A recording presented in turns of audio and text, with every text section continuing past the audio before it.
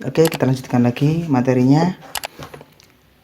Pada video kali ini kita akan membahas tentang pensaklaran. Coba saya review lagi. Kemarin sudah dijelaskan di buku bahwa saklar ini fungsinya sebagai penghubung dan pemutus arus listrik. Jadi konstruksi rangkainya seperti ini. Di sini input, di sini output, di sini kontrol. Kontrol ini. Ketika kontrol saya tekan, maka saklar ini akan menghubungkan antara input dengan output ke ini, sehingga arusnya bisa lewat. Sebenarnya rangkaian dasar dari saklar ya seperti ini, sangat sederhana ya. Ini nanti kalau di motherboard laptop itu biasanya dipakai untuk push button. Jadi untuk power utama kita menyalakan laptop. Kalau untuk keperluan yang lain biasanya dipakai untuk reduksi tegangan, reduksi power di wilayah S3 gitu ya. Jadi nanti ada semacam tegangan yang ditunda, nanti menggunakan saklar MOSFET biasanya. Nanti trigger dari MOSFET-nya nanti dikirim dari embedded control gitu ya. Apabila nanti embedded control itu aktif setelah diberi perintah switch on, berarti nanti MOSFET yang dijadikan saklar penunda tadi juga akan aktif setelah tombol di switch on gitu ya. Jadi nanti output dari saklar itu berupa tegangan VS. Jadi tegangannya keluar setelah laptopnya di switch on gitu ya.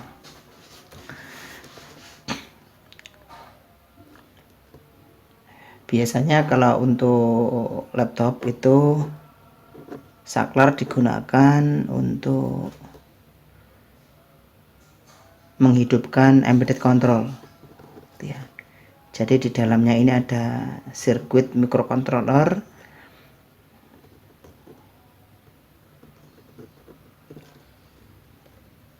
Biasanya nanti konstruksi rangkaiannya di sini ada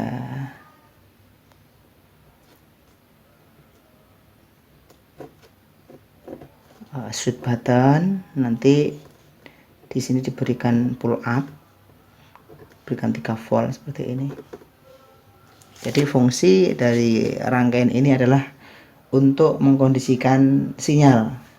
Jadi EC ini akan memberikan tegangan standby sebesar 3 volt di sini. Dia menganggapnya kalau tegangannya masih ada standby 3 volt ini berarti EC belum ada perintah. Nanti ketika tombol ditekan 3 volt di sini hubung singkat akan berubah menjadi 0 volt. Nah, 0 volt ini dianggap oleh microcontroller ini adalah perintah, sehingga dia akan aktif. Itu ya. Itu salah satu fungsi saklar di motherboard laptop. Fungsi lain yang tadi dijelaskan untuk reduksi di power S3 nanti ada materinya di volume 2 itu. Silahkan nanti kalau mau upgrade. Oke, kalau di dalam motherboard biasanya untuk keperluan switching ini menggunakan transistor, ada yang menggunakan MOSFET ya.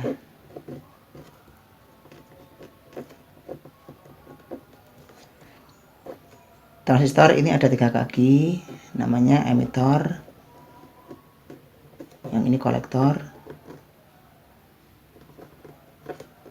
triggernya namanya basis. Kemarin dijelaskan ya di buku jenisnya NPN, PNP seperti itu ada, silakan dibaca lagi di bukunya.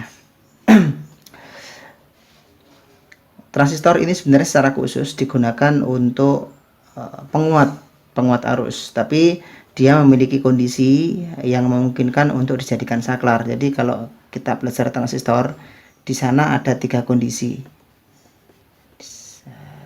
transistor ya. Yang pertama adalah kondisi cut off. Mungkin teman-teman pernah dengar ya. Yang kedua adalah kondisi saturasi. Yang ketiga adalah kondisi aktif.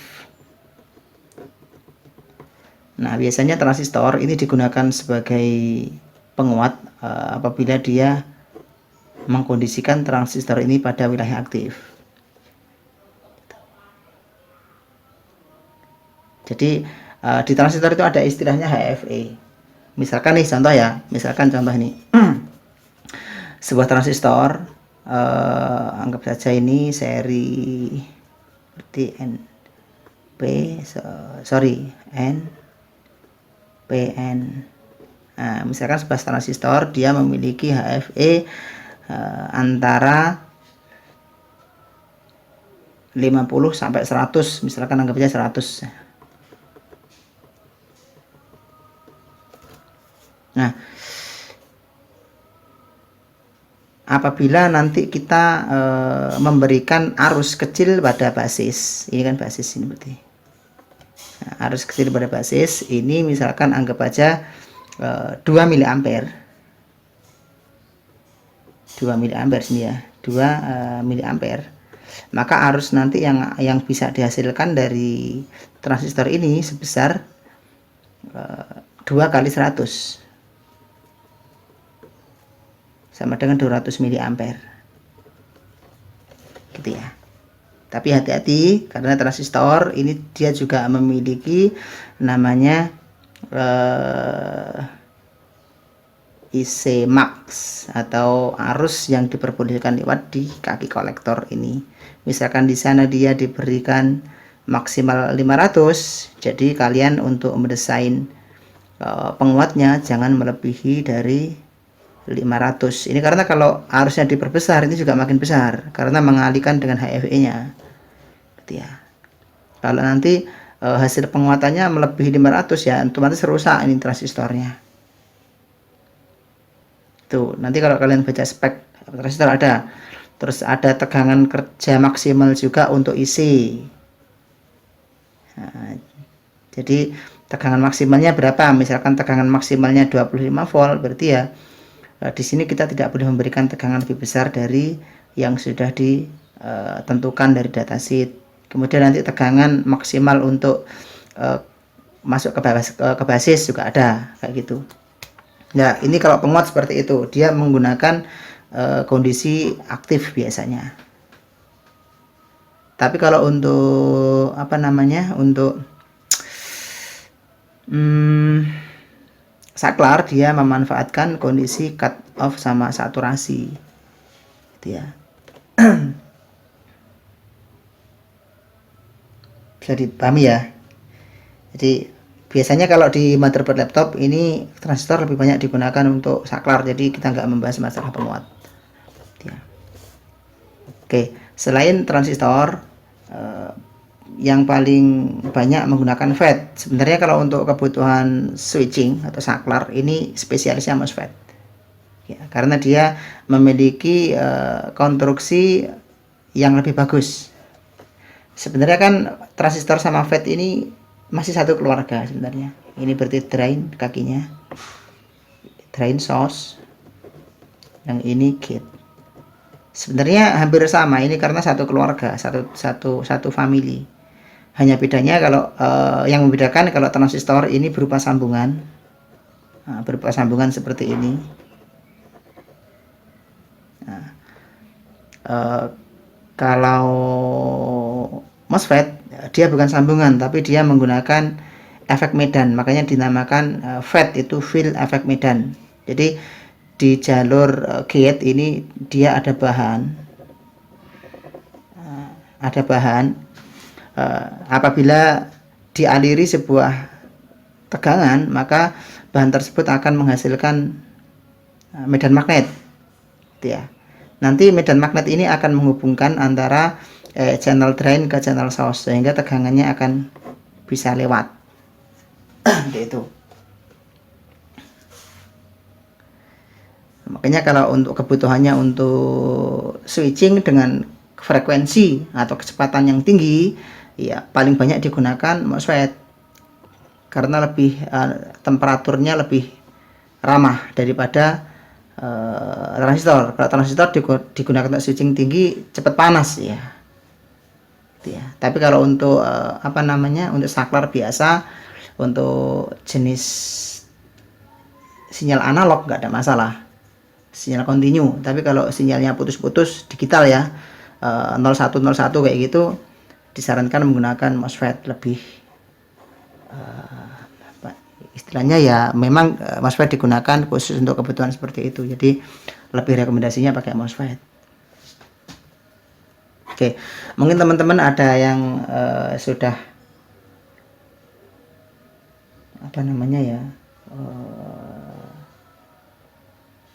membakukan bahwa untuk MOSFET ini kan kadang kalau teknisi pemula ya, yaitu biasanya sudah terlanjur tertanam di dalam pola pikirnya bahwa drain ini input biasanya, kalau source ini output. Jadi padahal kalau kita melihat di skema motherboard, tidak selalu seperti itu. Ya memang ada sebagian yang drainnya input, tapi sebagian lagi drain malah dijadikan output. Jadi kita nggak bisa memukul rata bahwa drain selalu input. Ya, nanti teman-teman coba buka-buka di skema laptop, itu pasti akan sering didapatkan, terlebih untuk switching SMPS itu biasanya drainnya menjadi output. Ya, makanya biar mudah untuk belajar saklar ini, biasanya saya tidak terlalu menggunakan bahasa-bahasa emitor, kolektor, drain source kayak gitu. Saya kembalikan lagi ke ini, ke prinsip dasar dari rangkaian saklarnya. Meskipun dia pakai emitor kayak mau pakai meskipun dia mau transistor kayak mau pakai MOSFET, bebas lah. Yang penting, yang pasti di situ nanti akan ada input, ada output. Input berarti arusnya masuk, output berarti arusnya keluar. Kan gitu aja gampangnya. Yang satu lagi dia sebagai gate. Cara tahunya gimana? Bahwa MOSFET ini kaki inputnya di sini, kaki outputnya di sini ya. Kan nggak selalu patokan kalau input drain atau outputnya source. Nah, itu cara mencari tahunya ya, kita harus melihat dari konteks rangkaiannya. Contoh ya, saya berikan gambaran sederhana. Saya memiliki sebuah transistor.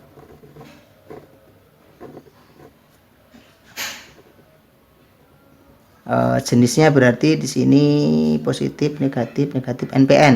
Nah, NPN transistor ini basis.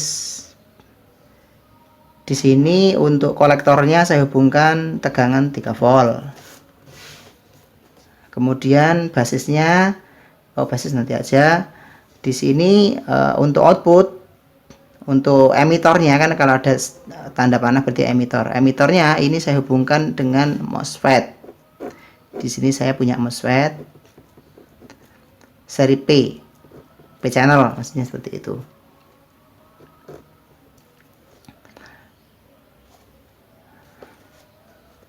Satu kaki saya hubungkan ground. Untuk beban, saya akan menyalakan sebuah kipas di sini.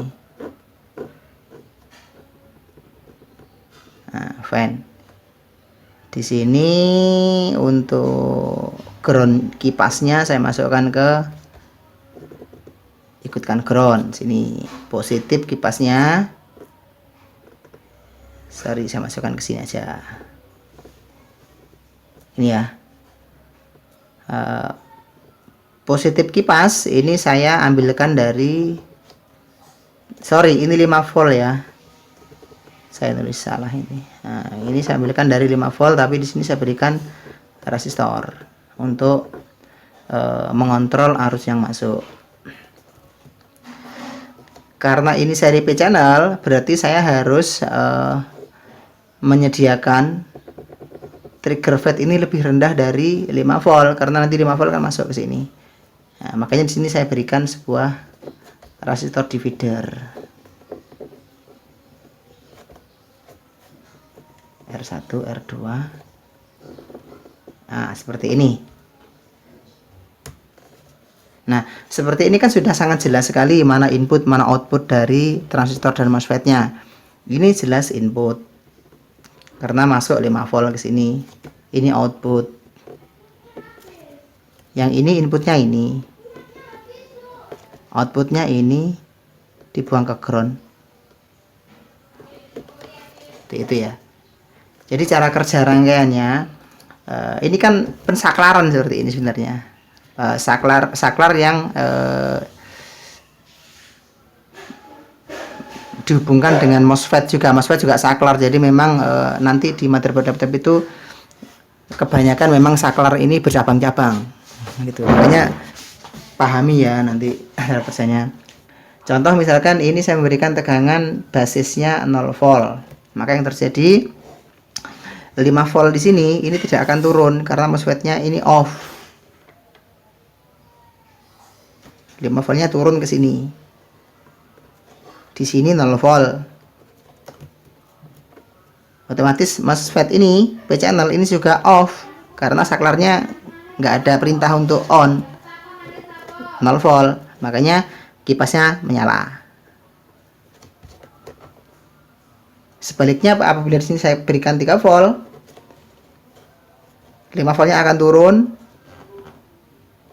Nah, ini besarnya tentu lebih rendah dari 5 volt karena ada divider. Makanya nanti tergantung ini kita masukkan berapa. Misalkan di sini saya setting 3 volt. Ya otomatis FET-nya akan on, tegangan di 5 volt di sini akan drop. Jadi 0 volt. Kalau di sini 0 volt, kipasnya mati. Bisa diterima ya. Jadi seperti itu, kita harus memahami dari rangkaiannya. Nanti aplikasinya untuk kaki drain, kaki source-nya ya kita ngikuti dari ini aja, dari layout skemanya saja. Yang penting kita pahami mana input, mana output dari saklarnya, triggernya dari mana, yaitu nanti yang harus kita pelajari.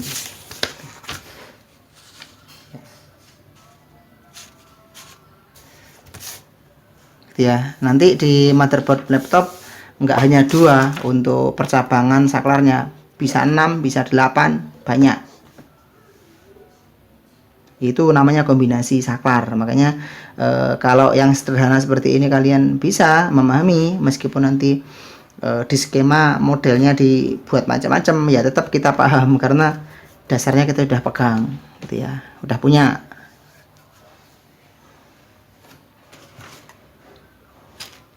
Gimana, bisa dipahami ya? Kalau bisa dipahami, sekarang coba kita ke kemasan. Dari kemasan IC, ini transistor ini biasanya kan secara umum ini kalau di motherboard ini kan ada 8 kaki dan ada 3 kaki. Nah, ini kalau yang 3 kaki ini kemarin di buku sudah saya ulas bagaimana cara mencari nomor kaki, karena di motherboard itu ya polos seperti ini aja, kadang tidak ada ditunjukkan kaki nomor 1, 2, 3 itu. Kadang ada tanda bulatan kecil itu nomor 1, tapi nggak semua motherboard selalu diberikan tanda seperti itu. Kadang ya polos gitu aja. Makanya kita harus lihat skemanya, nanti harus ditemukan salah satu kaki dulu, baru nanti bisa mencari kaki yang lain. Silahkan di bawah bukunya ada sudah saya jelaskan kok di buku. Ini kalau untuk yang kaki 8, nanti di badan IC-nya ada titik kecil, itu menandakan kaki nomor 1. cara mengukur IC ini berlawanan, cara menghitung kaki IC ini berlawanan arah jarum jam. Kalau jarum jam kan ke sini, kalau berlawanan berarti ke sini. 2, 3, 4, 5, 6, 7, 8. Untuk IC untuk MOSFET yang kaki 8, terkadang kaki nomor 1 di PCB nya juga ada titik bulat seperti ini.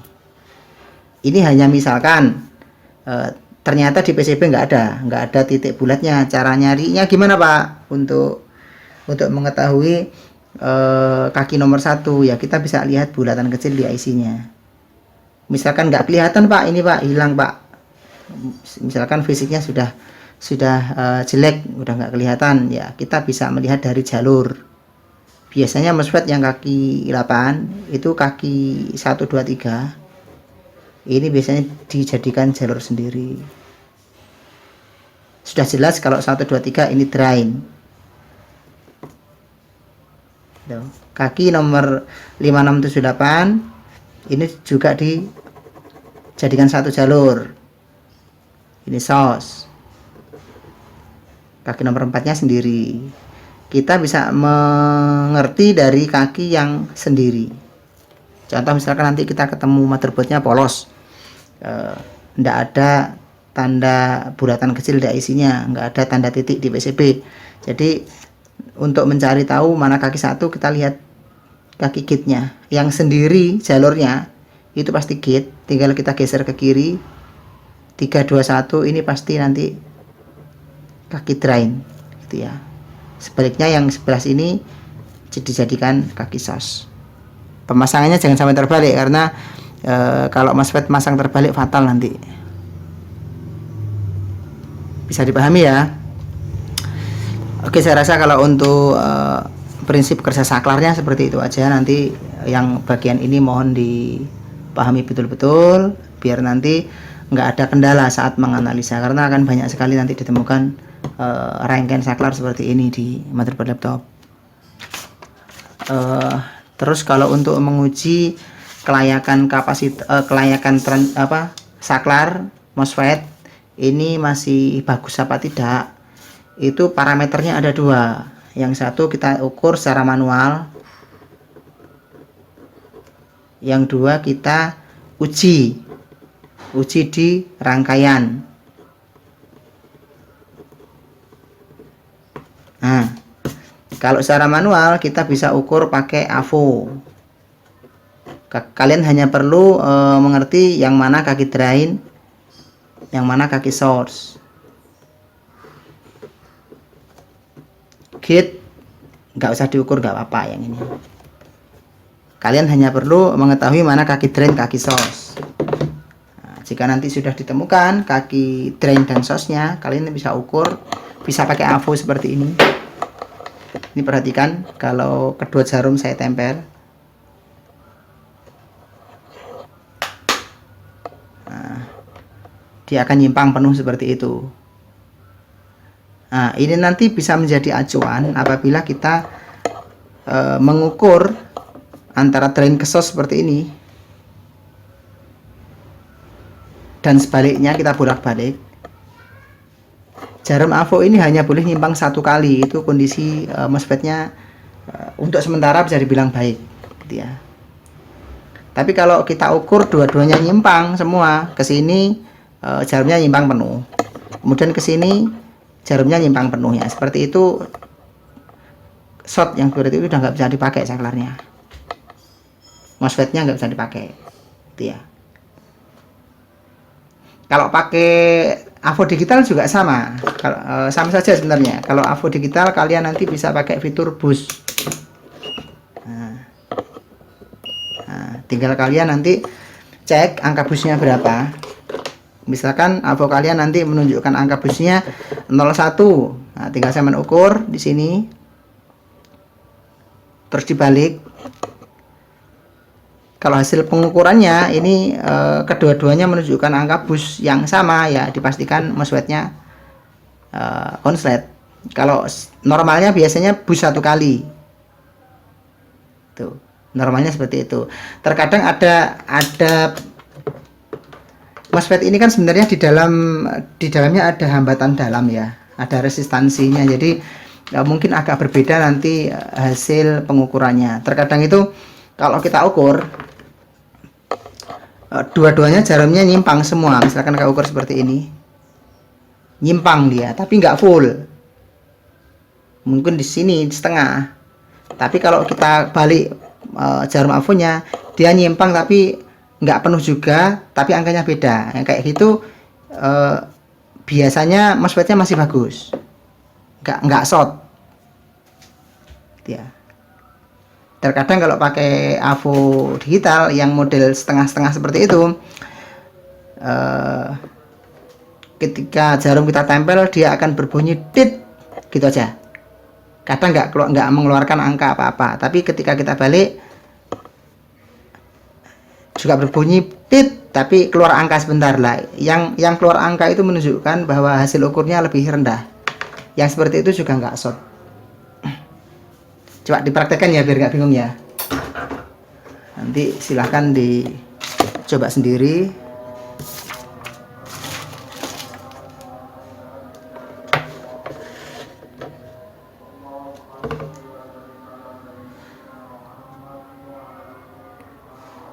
Saya pause dulu ya, ini soalnya mau adzan. Nanti kita lanjutkan lagi.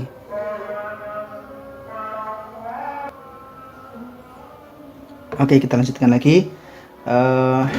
Coba ini. Kita akan coba mengukur MOSFET ini. Ini kodenya PHY051 yang ini. Oke. Kaki nomor satunya yang ada bulatan putih, ada tanda putih ini satu, sambil perhatikan jarum avonya.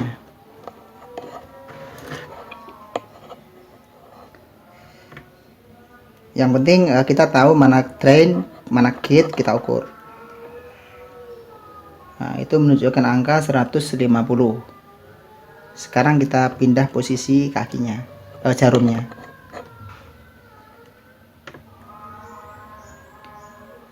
Nah, dia menunjukkan angka 100, bahkan di bawah 100. Nah, ini kalau kita ukur kan tadi kan bolak-balik dia gerak semua, tapi angkanya tidak menunjukkan angka yang sama.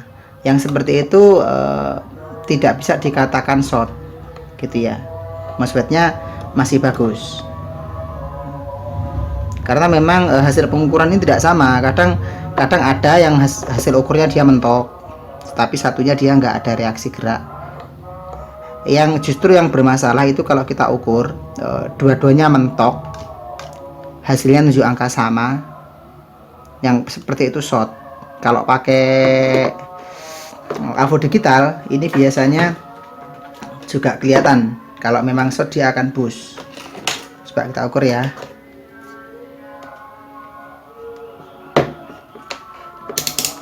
Ini saya atur ke mode boost. Kalau nanti dia boost, dia short akan menunjukkan angka di bawah 0, di bawah 1. Coba. Ini enggak menunjukkan ada tanda-tanda, tidak menunjukkan ada tanda-tanda short. Enggak ada masalah. Hikmedansi. Sekarang avonya kita balik. Nah, ada masalah. Jadi ini enggak short, aman ya. Nanti kalau short dia akan boost, angkanya akan di bawah, akan menunjukkan angka short gitu. Ini aman.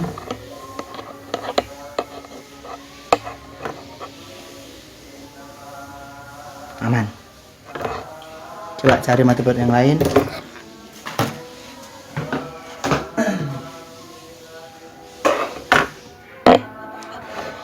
Ini yang nomor 1, angkanya aman.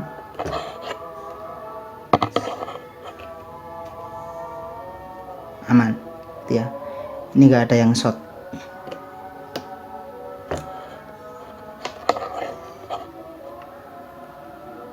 Aman ya. Jadi seperti itu cara mengukur MOSFET kalau untuk mengetahui dia short dan tidaknya. Itu tadi untuk kategori pengukuran dengan cara manual ini. Gitu. Kalau ingin lebih valid ya kita uji langsung di rangkaian. Karena gini, MOSFET ini kan biasanya yang paling ketat itu apabila dipasang di jalur SMPS. Nah, ini MOSFET anggap aja upper, ini MOSFET low yang bawah. Di sini masuk VIN, outputnya kelilitan. Di sini saya berikan kapasitor filter, pengukuran di sini. Sorry. Yang ini PWM. Nah, ini biasanya yang sering terjadi untuk MOSFET itu output dari SMPS ini tidak mengeluarkan tegangan, maksudnya tidak mengeluarkan hasil, jadi tegangannya hilang. Nah, setelah kita ukur ternyata syarat kerja IC PWM-nya oke, jadi saya tidak bisa berasumsi bahwa IC-nya ini bermasalah. Nah, terkadang kasus yang seperti itu, MOSFET-nya saya ganti, langsung saya ganti baru. Itu alhamdulillah langsung normal di sini. Tegangannya langsung keluar, misalkan di sini 1,5 volt. Itu langsung normal. Padahal MOSFET yang tadi, yang sebelumnya yang nggak keluar tegangan itu kalau tak ukur manual, itu dia nggak short. Gitu ya. Jadi memang kalau MOSFET kalau diaplikasikan untuk rangkaian SMPS ini ketat sekali. Kalau misalkan saja hambatan dalamnya ini ada masalah, melar sedikit saja, maka rangkaian itu sudah menganggap MOSFET tidak berguna. Jadi harus diganti dengan MOSFET lain yang masih perform. Gitu ya. Ya memang seperti itu. Kalau ini kan digital karena PWM ini menghasilkan pulsa. Tegangannya on off. Dia di driver dengan cara sangat cepat, jadi on off dia, tapi dengan sangat cepat sekali. Makanya kalau hambatan dalam dari MOSFET-nya ini ada masalah, nanti dia akan menghambat dari proses switching ini, gitu ya. Makanya beberapa MOSFET yang memang dianggap sudah tidak perform tidak menghasilkan apa-apa di sini. Tapi setelah kita ganti dengan MOSFET yang bagus, outputnya akan keluar tegangan. Itu salah satu kasus yang sering, sangat sering sekali nanti dialami. Kadang itu di IC charging biasanya. Itu. Ya saya rasa udah paham ya untuk apa namanya, untuk cara ngecek MOSFET. Gitu ya. Caranya seperti itu. Bisa dengan cara manual, kita ukur pakai AVO, atau kita uji langsung di rangkaiannya. Oke, saya rasa itu yang bisa saya sampaikan. Semoga bermanfaat. Terima kasih karena sudah mengikuti dari awal. Nanti materi kita lanjutkan ke video yang lain.